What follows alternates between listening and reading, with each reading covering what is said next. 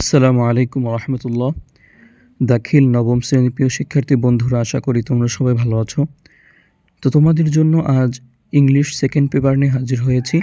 তোমরা যারা অনেক রিকোয়েস্ট করেছিলা, তোমাদের রিকোয়েস্টের কারণেই আমরা ইংলিশ সেকেন্ড পেপার নিয়ে হাজির হয়েছি। অতএব কেউ ভিডিওটা স্কিপ করবা না, সম্পূর্ণ ভিডিওটা দেখবা। আর যারা এখনও আমাদের চ্যানেলটি সাবস্ক্রাইব করোনি, অবশ্যই চ্যানেলটি সাবস্ক্রাইব করে একটা করে লাইক করে দিবা। আর যারা ইতিমধ্যেই সাবস্ক্রাইব করেছো, তোমাদেরকে জানাই অসংখ্য ধন্যবাদ। তো চলো আর বেশি কথা না বাড়িয়ে আমরা মূল ভিডিওতে চলে যাই। তো প্রিয় বন্ধুরা, এখানে দেখো তোমাদের পার্ট এ দেওয়া রয়েছে, সেখানে গ্রামার অংশ। তো তোমাদের গ্রামার অংশে মার্কস 60 মার্কস। তো এখানে 1 নং প্রশ্নে বলা হয়েছে, complete the following text with suitable words from the box. You may need to change the forms of some words. You can use one word more than once. তুমি এখান থেকে একটা করে ওয়ার্ড নিবা এবং সেটা তোমাদের প্রয়োজনীয় যেখানে যেটা বসবে ওই অনুযায়ী তোমরা এখান থেকে একটা করে নিয়ে তোমরা বসাবা। যদি তোমাদের চেঞ্জ করতে হয় তাহলে তোমরা you may need to change the forms of some words তুমি চেঞ্জ করে নিতে পারবা। তো দেখো এখানে বলা হয়েছে, most dash the students cannot understand their dash papers fairly, as they cannot understand questions dash they often beat. তো অতএব তোমরা শুনে রাখো, তোমরা যারা এটার উত্তর প্রয়োজন খুব তাড়াতাড়ি, তোমরা চ্যানেলটাকে একটু সাপোর্ট করবা, লাইক করে কমেন্ট করে জানাবা। আমি ইনশাল্লাহ খুব দ্রুত তোমাদের অ্যান্সার পার্ট নিয়ে হাজির হব। তো চলো বন্ধুরা, প্রশ্নে দেখা যায়। তো এখানে বলা হয়েছে, they often beat dash the bus and make their answer dash unnecessary details. Sometimes they dash to arrange their own answers neatly. তারপর দেখো, clearly and systemically. Although their teacher suggests that their answer must be brief and precise, they often answer them unnecessarily.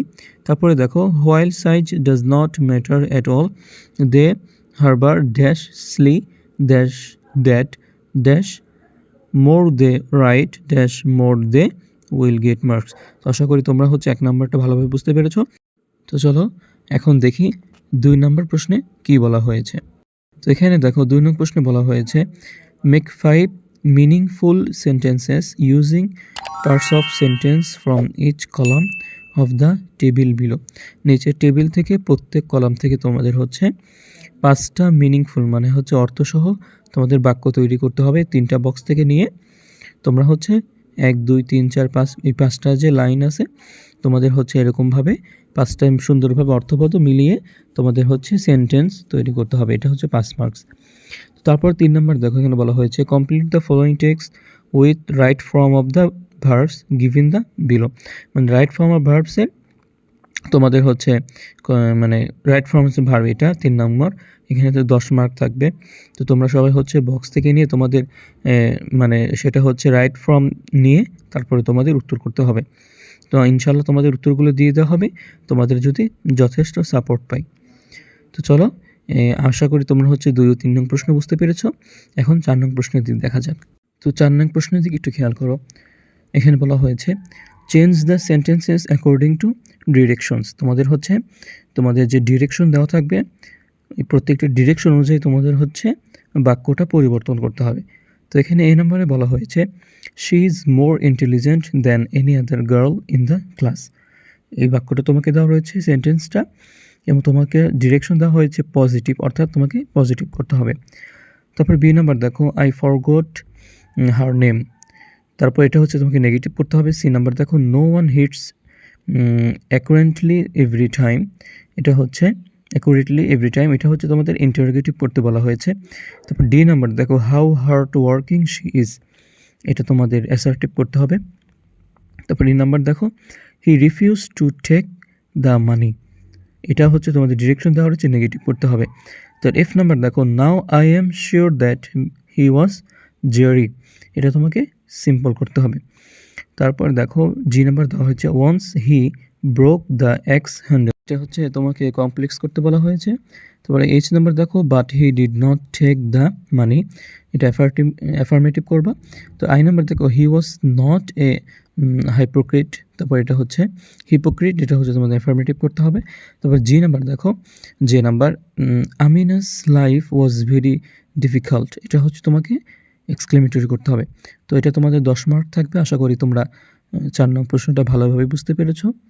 তো চলো বন্ধুরা, আমরা হচ্ছে পরবর্তী প্রশ্নে চলে যাই।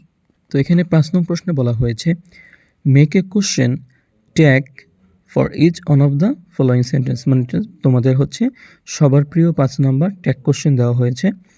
এটা তোমাদের হচ্ছে 5টাই দেওয়া থাকবে 5 মার্ক করে। তো এটা উত্তর করা অনেক সহজ। আশা করি তোমরা সবাই এটা ভালোভাবে পড়ে তোমরা সবাই ফুল অ্যান্সার করে উত্তর করবা। তো এখানে 1 নাম্বার দেখো বলা হয়েছে I think I am badly in need of a car. B number বলা হয়েছে well you did not think so. তো সি নাম্বার বলা হয়েছে but if you can avail something you must deserve it. D number বলা হয়েছে that's correct, of course I have little interest in cars. তো E number বলা হয়েছে let the topic drop then. তোমাদের হচ্ছে খুব সুন্দরভাবে ট্যাগ কোশ্চেনগুলো তোমরা পড়ে নিবা। তো তারপর দেখো বন্ধুরা 6 নাম্বার বলা হয়েছে complete the text adding suffix prefix and both of the root word. তোমাদের হচ্ছে 6 নম্বরে সাফিক্স প্রিফিক্স দেওয়া হয়েছে। তোমরা যারা এখনও চ্যানেলটা সাবস্ক্রাইব করে রাখোনি, নতুন নতুন গুরুত্বপূর্ণ ভিডিও পেতে সাবস্ক্রাইব করে রাখো এবং একটা করে লাইক করে দাও এবং কমেন্টে জানিয়ে দাও যদি তোমার উত্তর প্রয়োজন হয়। তো দেখো এখানে বলা হয়েছে সাফিক্স প্রিফিক্স তোমাদের 6 নাম্বার। তো English is dash compulsory thought in our country, but still our learners cannot have good command over English. This is because they do not learn methodically. তারপর হচ্ছে moreover they read to pass the examination. এটা হচ্ছে correct. তারপর হচ্ছে many students only dash memory the answer without understanding. এরকমভাবে তোমরা হচ্ছে খুব সুন্দরভাবে শেষ পর্যন্ত ভালোভাবে পড়বা এবং তোমরা হচ্ছে খুব সুন্দরভাবে বুঝে শুনে সাফিক্স প্রিফিক্স অ্যাড করবা। তো আশা করি বন্ধুরা তোমরা 5 এবং 6 নং প্রশ্নটা ভালোভাবে বুঝতে পেরেছো। তো চলো 7 নং প্রশ্নে দেখা যাক। তো প্রিয় বন্ধুরা এখানে দেখো 7 নম্বরে বলা হয়েছে junk food is a type of food that is produced dash its pungent test.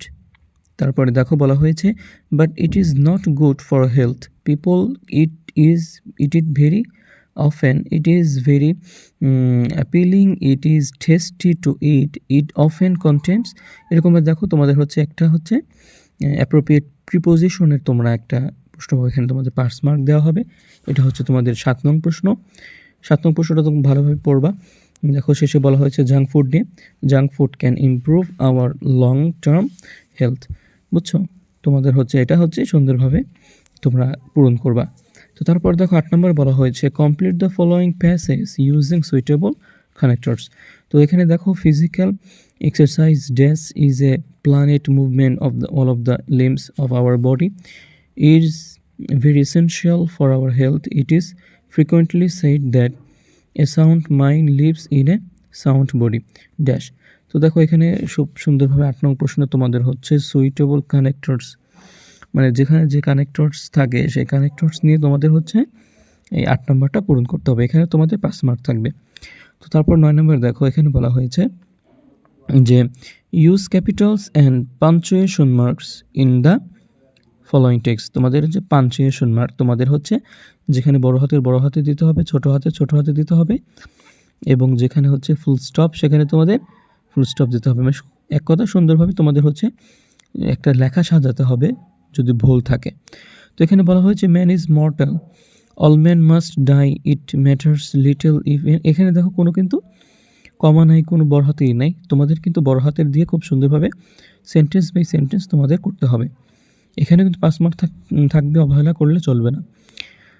তো দেখো man lives many years of the people who live only for their interests are not real human beings, their life is not better than that of a beast, so we should try our best to go something for society.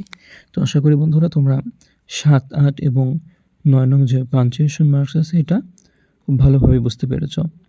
তো যাদের উত্তর দরকার হবে সবাই কিন্তু comment বক্সে জানাবা এবং যথেষ্ট পরিমাণে সাপোর্ট করবা, তাহলে ইনশাল্লাহ খুব দ্রুতই ভাইয়া ভিডিও দিয়ে দিবে। তো চলো আমরা এখন রাইটিং পার্টে চলে যাই। তো প্রিয় বন্ধুরা এখানে দেখো পার্ট বি দেওয়া রয়েছে রাইটিং তোমাদের মার্কস থাকবে 40। তো এখানে 10 নম্বরে বলা হয়েছে write a paragraph on the life of a farmer. এখানে তোমাদের 10 মার্ক থাকবে। তোমাদের প্যারাগ্রাফ লিখতে বলা হয়েছে the life of a farmer, কৃষকের জীবন নিয়ে। তারপর 11 নম্বর বলা হয়েছে inform your friend through email of the causes of traffic jam. তোমাদের বন্ধুকে একটা ট্রাফিক জ্যামের এ নিয়ে তোমাদের একটা ইমেইল লিখতে বলা হয়েছে, তোমাদের সেখানেও থাকবে 10 মার্ক। তারপরে দেখো তোমাদের write a short composition on metro rail. এখানে তোমাদের 20 মার্ক থাকবে। মেট্রো রেল সম্পর্কে তোমাদের একটা কম্পোজিশন লিখতে বলা হয়েছে। তো এই দেখো তোমাদের এটা রাইটিং পার্ট ছিল। তো আশা করি প্রিয় বন্ধুরা তোমরা খুব ভালোভাবে অ্যান্সার করবা, বুঝতে পেরেছো তোমরা। তোমাদের গ্রামার পার্ট এবং রাইটিং পার্ট মিলে 100 মার্ক থাকবে। তো আশা করি তোমরা সবই বুঝতে পেরেছো। তো ঠিক আছে, এই আমাদের ইংলিশ সেকেন্ড পেপার। তোমরা যাদের গাইড রয়েছে তোমরা গাইড থেকে পড়ে নিবা। আর যারা উত্তর পাবা না তাহলে ইনশাল্লাহ আমাকে কমেন্ট করবা। আমি ইনশাল্লাহ তোমাদের খুব দ্রুতই তোমাদের উত্তরগুলো দিয়ে দেওয়ার চেষ্টা করব। তোমরা কমেন্টে জানাবা এবং যথেষ্ট পরিমাণে সাপোর্ট করবা, তাহলে ইনশাল্লাহ খুব দ্রুতই তোমাদেরকে দিয়ে দেওয়া হবে। তো আজ এ পর্যন্তই। যারা চ্যানেলটা এখনই সাবস্ক্রাইব করোনি সাবস্ক্রাইব করে দাও। দেখা হবে নতুন কোনো ভিডিওতে, নতুন কোনো বিষয়। আজ এখানেই এ পর্যন্তই। আসসালামু আলাইকুম ওয়া রাহমাতুল্লাহি ওয়া বারাকাতুহু।